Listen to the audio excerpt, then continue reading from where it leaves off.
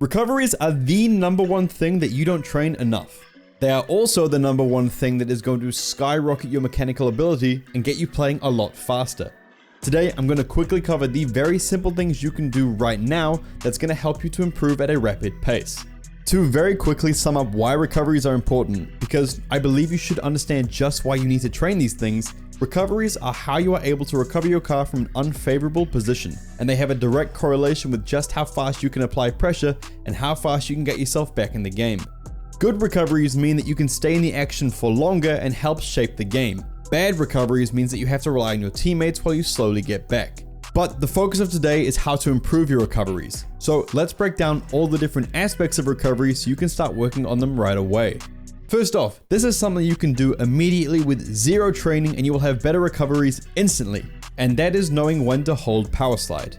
If you don't hold power slide when you land, start. It's as simple as that. What holding power slide does when you land is it means no matter how you land, your car will slide in the direction you have landed, or the direction your car's momentum is traveling in. So if you're flying sideways after a bump and you aren't holding power slide, your wheels are going to hit the ground and you will suddenly stop as your wheels are facing forward and the car is going sideways. However, if you hold power slide, you will then slide to the side as you land. This then allows you to flip and line up your car during your slide so that you will keep all of the momentum from the bump and you can then transfer it into speed to get back into the play.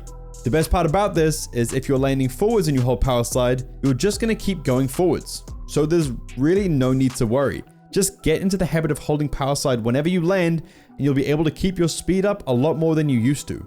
So now that we have the baseline for all recoveries in place, let's talk about the different recoveries you should implement into your game to keep you moving around the pitch at full speed. The first is understanding the way your car lands. This one is very quick and it can be summed up very quickly. When you land on either the wall or the ground, you ideally want your car's wheels to be facing forwards in order to maintain momentum. On the ground, this can be simple. On the wall, a little less simple. So, when landing on the wall, the easiest way to keep your speed up is to turn off ball cam. This allows you to see how far you are from the wall and lets you position your car to land wheels down instead of hitting the nose of your car straight into the wall. This is something you almost always see done perfectly in RLCS, and you will always see someone do it badly in your ranked games. So it's a very simple thing to implement just to make sure that someone isn't you. Next, let's cover using air roll for recoveries. Even a very basic knowledge of air roll is going to help you with all of your recoveries in general. Like in the previous example, when landing on the wall or the ground, if you find your car is going to land awkwardly, you can easily use the smallest amount of air roll to realign your car with the wall or the ground. You don't even need to understand directional air roll for this. Just using manual air roll for half a second while you push your analog stick to the side is going to tilt your car and have you land on your wheels. Something that is very, very important when it comes to getting better at all types of recoveries. Next up on the list of recovery techniques to start implementing is single jumps. Now, people often fall into the trap of flipping into every single ball or double jumping whenever they go for an aerial, but learning when to use a single jump will genuinely make a massive change to your gameplay. For example, single jumping into a challenge can make the recovery much faster as you're going to be able to land immediately onto your wheels and you won't have to spend time going through the motion of the flip. It also allows you to stay close to the ball for a follow-up. But personally, the biggest reason I find single jumps to help with recoveries is being able to cancel your aerial quickly with a half flip if you realize you're going to get beat to the ball. Oftentimes we find we instinctively jump for the ball that we're not going to get to first. It's just in our nature. We want to go for every ball we can. And people will often flail out in the air or go flying because they double jump too quickly. If the ball isn't too high off the ground or you notice that you're going to be beat to the ball, quickly half flip to get back on defense rather than trying to win a ball that you're never going to win. You see pro players do this all the time. It's a little bit harder to implement as it does take a lot of situational awareness in a split second, but it is very helpful to staying in the game once you get it down. Now, speaking of half flips, using them as well as side flips after landing incorrectly can help to build your speed back up very quickly. I mentioned earlier on how holding power slide when landing the wrong way will help you to keep your momentum. Well, combining power slide with a side flip or a half flip to get you going the right direction is a very easy way to stay close to max speed.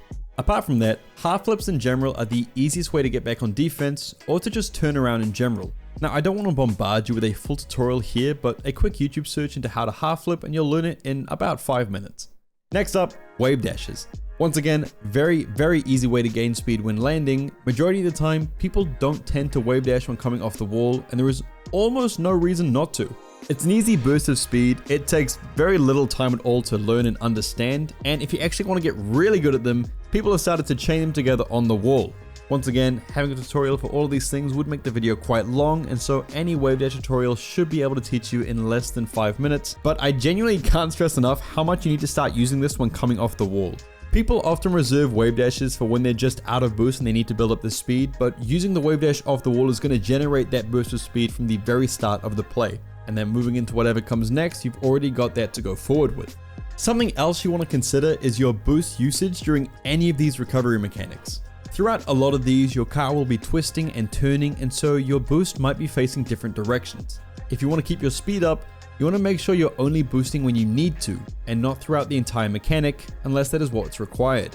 For example, if you're in the middle of an awkward landing, it might be a better idea to not use any boost until after you've recovered, so you can then use it to get back into the play faster. The same applies to if you're falling to the ground. It might be tempting to boost downwards the entire time to get you there faster, but that might then mean you end up on the ground but with no boost, and you won't be able to get back into the play faster. You're too slow! Instead, try tapping boost a few times to get yourself down faster, but still maintain enough boost in the tank to get back into the play quickly.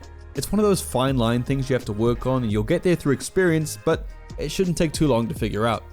Now, after listening to all the different ways you can use recovery mechanics to get into the play faster, you might be wondering how to train all of this. Well, those you on PC, there is actually a Bacchus Mod recovery training plugin which you can chop and change and mess around with, but essentially, every few seconds it flings you across the map in a random direction, and your job is to try and land cleanly or to try and maintain your momentum during it.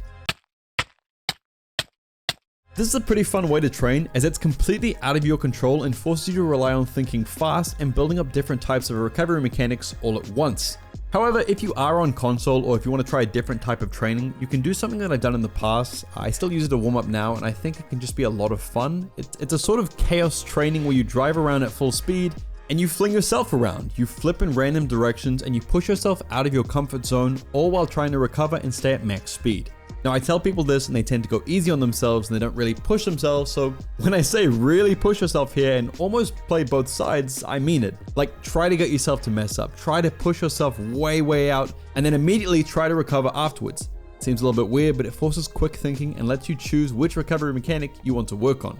In my opinion, not enough people train their recoveries, and I believe it's such a massive part of gameplay, so that the sooner you start to understand just how to improve your recoveries and kind of how bad we all are at recoveries when you look at pro players and just how fast they're moving, the sooner you start to understand that, the faster you're going to rank up and progress as a player. Hope you guys enjoyed the video. Thank you so much for watching, and I will see you next time.